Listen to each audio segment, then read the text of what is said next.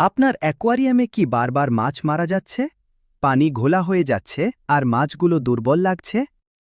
সমস্যার মূল কারণ হল পানিতে উপকারী নাইট্রাফাইং ব্যাকটেরিয়ার অভাব। তাই ব্যবহার করুন আমাদের চায়না থেকে আমদানিকৃত অ্যাকোয়ারিয়াম নাইট্রিফাইং ব্যাকটেরিয়া প্যাক, সুস্থ ও পরিষ্কার ট্যাঙ্কের স্মার্ট সমাধান।